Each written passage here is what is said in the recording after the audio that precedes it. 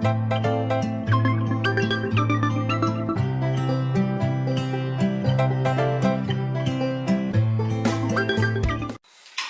tout le monde!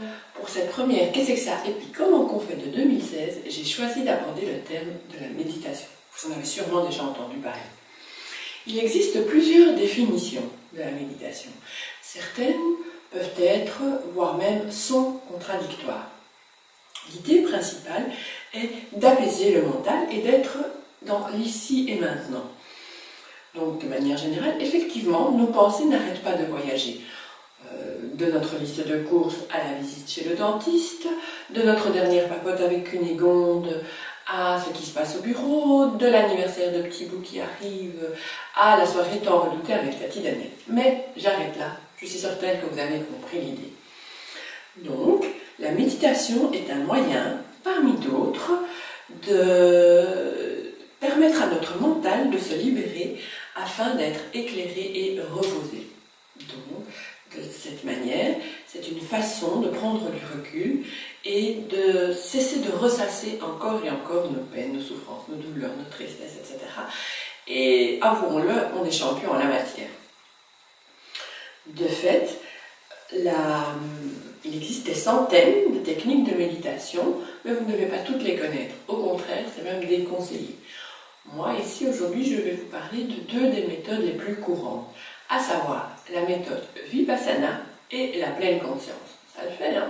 Mais c'est beaucoup moins nébuleux que vous ne le pensez. La méthode Vipassana se focalise principalement sur la respiration. Elle permet ainsi de développer notre concentration et notre attention. Elle est d'ailleurs considérée comme étant le ciment, voire la base de toutes les autres techniques de méditation, car sans concentration et sans attention, on ne peut pas avancer sur notre chemin de méditation. L'autre méthode, la pleine conscience, le mindfulness. Ça aussi, je pense que vous en avez entendu parler. Thich Nhat Hanh, oui, c'est plus facile à prononcer son nom qu'à l'écrire. En tout cas, moi, je me trompe à chaque fois, mais soit. Selon vous, que peut être la pleine conscience? Comment? Avoir plein de choses dans la tête? Avoir plein d'idées? Non, c'est pas ça. La pleine conscience, c'est être pleinement conscient de soi et du reste. C'est être dans l'ici et maintenant. Prenons le repas, par exemple, quand vous mangez. Oui, quand vous mangez, la pleine conscience peut s'exercer à n'importe quel moment de votre journée, à n'importe quel moment de votre vie. Alors, imaginons que vous ayez une assiette devant vous, un repas équilibré, non? On va dire ça comme ça. Observez les couleurs, sentez les parfums, goûtez les aliments, savourez-les, chacune des bouchées que vous avalez. Sentez le mouvement de votre corps pour accueillir cette nourriture, le mouvement que ça fait pour rentrer dans votre corps et aller là où ça doit aller, en sachant très bien par où passer. Ça, c'est la magie de la vie et du corps humain. Donc, prenez plaisir à ce que vous mangez. Prenez plaisir à cet instant de pause et soyez là dans votre repas et pas dans ce que vous allez devoir faire dans une heure ou en train de penser à ce qui ne va pas, comment vous pourriez le régler, etc., etc. Non, soyez juste là, vous et votre assiette de nourriture et le plaisir de manger, la joie de pouvoir vous nourrir. Imaginez simplement ça. En fait, la méthode de pleine conscience nous permet de, de diminuer le rythme effréné de nos pensées, de notre vie, pour un meilleur bien-être. Elle vient diminuer les tensions de notre vie, de notre corps aussi, de notre esprit, et elle nous invite à prendre conscience de nous, de notre corps, de ce qu'il y a autour de nous et des autres. Ainsi, ça vous pousse à accueillir chaque instant de bonheur qui s'offre à vous, tel un arbre en fleurs, ou encore le sourire d'un enfant, ou encore un papillon qui lui revolte, etc., etc. Pour ressentir tout ça, il faut pratiquer la méditation de manière générale. Il n'y a pas de secret, il n'y a pas de magie, non. Et donc, s'il vous plaît, surtout, ne vous dites pas ça y est, en 2016, j'ai pris une bonne résolution, à partir de demain, ce sera une demi-heure de méditation chaque jour. Non, surtout pas, ne faites pas ça. Faites 1 ou 2 minutes de méditation, d'exercice, d'entraînement pendant quelques jours, et puis, au fur et à mesure, augmentez le timing, la fréquence. Vous n'allez pas vous lancer dans les 20 km de Bruxelles sans vous être entraîné auparavant, ou de n'importe quelle autre ville, hein, les 20 km. Surtout, en plus, si vous n'avez pas fait de course avant, si vous n'en avez jamais fait, ou si vous n'avez jamais fait de sport, il faut habituer le corps à une certaine habituer à une habitude. Comme l'a dit un certain Aristote, nous sommes ce que nous répétons chaque jour. Et le mental a besoin de répétition de manière régulière pour ancrer les choses. Donc voilà, quelques instants chaque jour. Ces derniers temps, ces dernières années, la science démontre ce que les méditants savent depuis des centaines d'années. En fait, depuis qu'ils font la méditation, que la méditation existe. Avec une pratique régulière de la méditation, on peut déjà voir les premiers bienfaits au bout de 2 ou 3 semaines. Et au bout de quelques mois, c'est comme une transformation intérieure profonde qui s'opère. Quels peuvent être ces bienfaits? Eh bien, nous avons par exemple une augmentation de la concentration et de l'attention.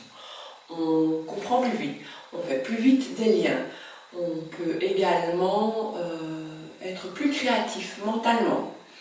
D'un point de vue comportement aussi, on remarque des différences, à savoir que l'on est plus calme, plus doux, plus sociable. Donc, des études ont démontré que le niveau de stress était 30 à 40% inférieur chez les personnes qui méditent par rapport aux personnes qui ne pratiquent pas. D'ailleurs, on commence tout doucement à introduire la méditation dans les thérapies qui soignent la dépression. Par ailleurs, vous avez peut-être entendu de ces tests que Mathieu Ricard a fait il y a quelques années. Et donc, après une pratique régulière de 3 mois de la méditation, on a pu constater ceci. Une hausse des anticorps, un renforcement du système immunitaire, une augmentation du nombre de cellules souches dans le sang, et on a pu aussi constater une diminution du taux de cholestérol, ainsi qu'une diminution, une baisse de la tension artérielle. Donc, que du bénéfice. Je vous propose un petit exercice de méditation quand vous vous sentez anxieux ou stressé. Donc, installez-vous dans un endroit où vous pouvez être seul et sans être dérangé. Vous éteignez votre GSM. L'éteindre et pas simplement sur silence. Vous l'éteignez. Le fait d'être assis sur une chaise, alors vous avez les pieds à plat, idéalement pieds nus, mais bon, soit. Ou alors ça peut être en position lotus, ne jouez pas avec vos mains, mettez-les sur vos genoux. Ou alors encore, dans un premier temps, vous pouvez faire ça allongé afin de mieux ressentir les différents mouvements dont je vais vous parler. Donc, vous vous installez, vous fermez les yeux, vous détendez vos épaules et votre corps, et vous allez pratiquer ce que j'appelle ce que nous appelons la respiration abdominale ou ventrale. C'est-à-dire que l'inspiration va amener l'air dans le ventre. Et votre ventre va gonfler. Et vous allez expirer par la bouche ou par le nez. Concentrez-vous là-dessus, et uniquement là-dessus. Plus rien d'autre n'existe que votre respiration.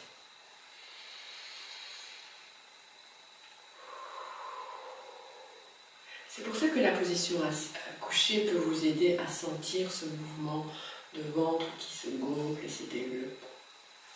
Donc, soyez présent dans votre respiration, plus rien d'autre n'existe que votre respiration. N'entamez pas de dialogue intérieur avec vous-même. Laissez les pensées venir et s'en aller. Ne vous accrochez pas à elles.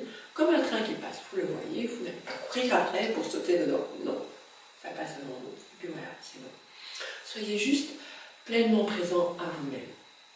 Cela vous évite ainsi de penser au passé qui peut être douloureux ou de vous projeter sur un hypothétique possible futur.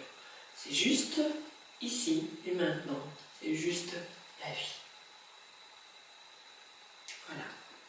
J'espère que cela vous a plu, que cela vous aide. Et puis, je vous dis à tout bientôt. Une bonne et heureuse année. Bisous. Mon précieux, mon trésor, si tu souhaites rejoindre la communauté du Akasho, à la chaîne tu dois t'abonner. Petit hobbit joufflu.